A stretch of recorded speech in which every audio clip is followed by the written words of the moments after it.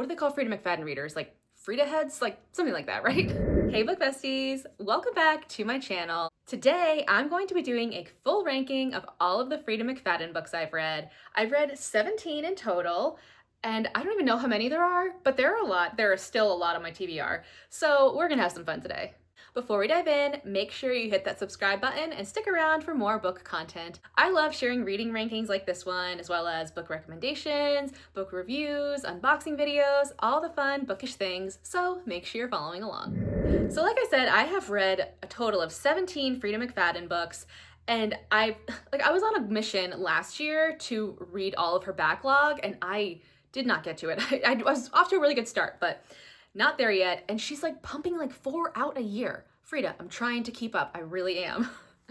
But most of honestly what I haven't read is like backlog, because I have been keeping up with her new releases, which is great, because the last 2 that came out were so good. So anyway, let's do a ranking from my least favorite to my most favorite. And I'll try to remember ratings. I know which ones are the 5-star reads, but anyway, most of them are like 4 or 5 stars. I honestly have fun with Freida McFadden books. I know a lot of people like hate on it, like whatever, but I think they're fun. Some of them, like, I don't see the plot twist coming. Is it a little crazy? Yeah, I don't care. It's just a good time. It's all about the vibe, honestly. So in the bottom spot, we have The Housemaid's Wedding. This is like a novella, like 2.5, I guess. It's between the second and third books. And like, honestly, there was no point. Like, I just didn't think it was necessary, whatever. And that's kind of how I feel about The Gift too. This is the next one, and it's like, it's a short story. It was Christmassy. It was kind of there for the vibe. It was whatever, just not that memorable. Next is The Surrogate Mother. Again, this wasn't like bad, but it just was like, okay. I don't know. Now I know we're getting into the 4-star reads. So The Boyfriend is next on the list. I liked this one, but there was just something about it that I wasn't like totally a fan of. I don't know if it was like the male POV in it, because that was like one of the first times she'd done that, I think. I don't know. Was it? I'm not sure. Anyway, it was okay. I just wasn't like totally wowed by it. Next is The Locked Door. This one was really interesting and had like a locked room vibe to it, even though the like main character wasn't like in like a locked setting. It was really intriguing. This woman was like so paranoid about keeping her life private, and I just was like eating it up, and I did not see that ending coming at all.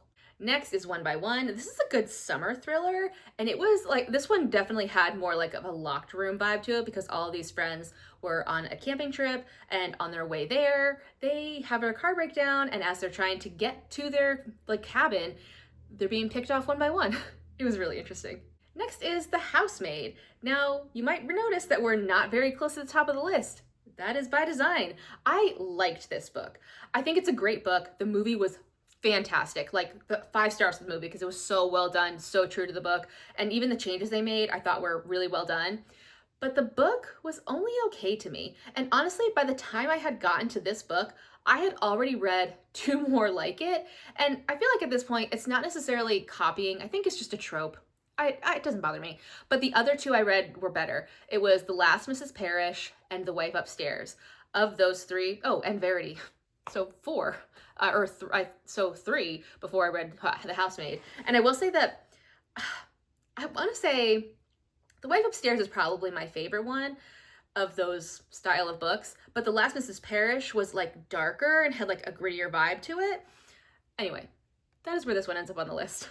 Next is The Crash. I know this one got like kind of mixed reviews, but I think what really drew me to this one was the vibe, because this is like a winter thriller, and I read it during winter, and it was just, the vibe was there. That's it. Next is The Tenant. This one was really intriguing, and honestly, this might be the one that is the first like male POV she's done.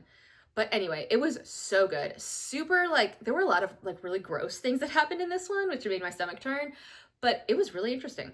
Now, this is a short story of Freida's that I actually like. This is one of the Amazon short stories. It was like 50 pages, I think, something like that.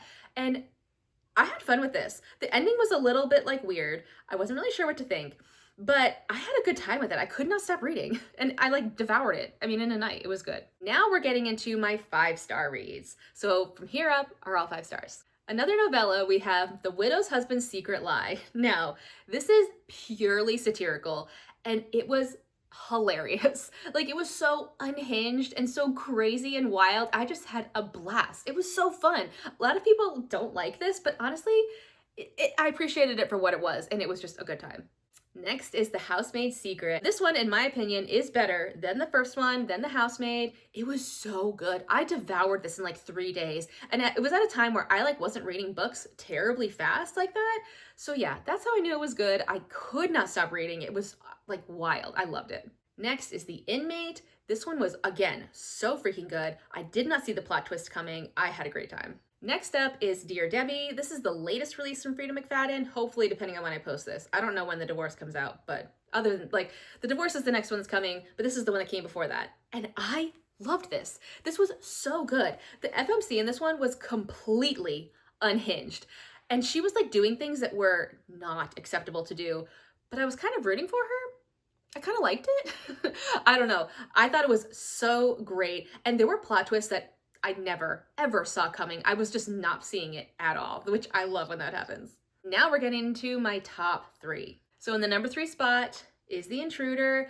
Now this one, I feel like there were a couple back-to-back before this that had come out that were just okay. I think it was like The Boyfriend and The Crash, and I was like, I don't know. But this one definitely felt different because it had so much more depth to it than the other books of hers have had. And so I really enjoyed that part of it. And it was a very interesting story. And you were trying to put the pieces all together. And like right up until the end, you're like hit with plot twists. And it was so good. In the number 2 spot is Ward D. I ate this one up. I did the audio of this one. I haven't done too many audios with the Freida McFadden books, but this is one that I did do, and I loved it. It was, my heart was like pounding. Like this was a locked room type of vibe. This woman is working in a psychiatric ward on an overnight shift as part of her like rotation for medical school, and it was wild.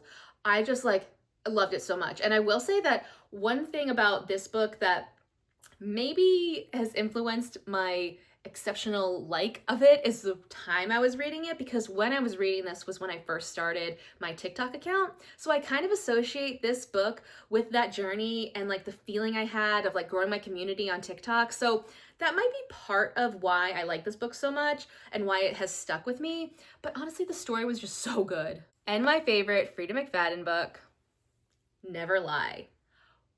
This was actually the second Freida McFadden book that I ever read. My sister recommended it to me because we both liked The Housemaid. And I'll be honest, I was reading this book and I was like intrigued. I was having a good time with it. It was interesting, but I thought I knew what was going on. Like I was like, oh, this is what it is. It was not. And the fact that like I had guessed and like thought like, okay, well, I know what it is, but I'm still having a good time. And then she tricked me. I love it. I love it. The plot twist was so good. It was so intriguing. And like the story in this one is like something that I feel really intrigued by. Like it's like tapes, like therapy tapes, where this woman finds some therapy tapes in a house that she's in that belonged to a woman who went missing, and just that kind of a vibe. I don't know if that's like a trope or what, but I was locked in. I loved it. So that's my whole Freida McFadden reading journey. You'll notice there are a few that aren't on here that are definitely very popular, like The Coworker and The Teacher. I have not gotten to those yet, and I really need to. I mean, a lot of them I do. So I'm working on getting through them. I don't think I've actually read a Freida McFadden book this year yet. Interesting. I need to get on that.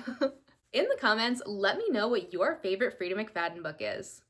Thanks for watching, besties. I'll see you next time.